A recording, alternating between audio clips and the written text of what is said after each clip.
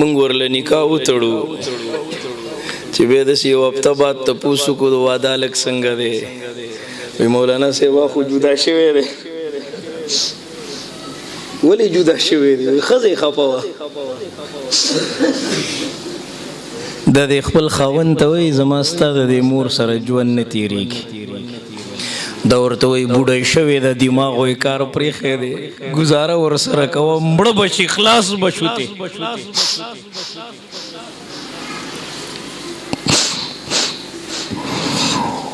خلاص به شو تې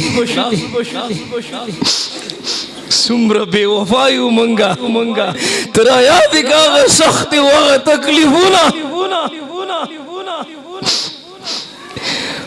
منگ جرگا کې ناست یو کنه واته زامن دي ها جیداد تقسیم شو یو بل سره هر څه تقسیم کړل کنه چې د مور نمبر راغی زه په انتظار وم چې دوی به اوس څه کوي یو بل ته ویل وایي مور به تا سره یم بیبې به تا سره یي نن بیبې غریبه غمجنه ده کوم بچي ته ووایم چې دوایانې مې ختمې شوي دي ماله زما دوایانې راوړه ماشومانو یو بل سره وی جګړې کولې مور زما داسې ویل که نه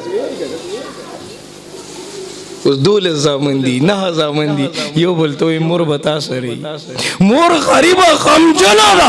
کوم بچي ته ووایم دوایانې ختمې شوې دي ماله هسې نه د ده موډ خرابي هسې نه غوسه کوي غریبه نشي ویلی ما کتلي دي د هغې مور دردونه تکلیفونه تاسو سره شریکول غواړم که نه هسې نه ښځې خبر شي هسې نه بد وګڼي که نه ته چې د کور نه وتلې غټ لیست یې ورکړی مور وای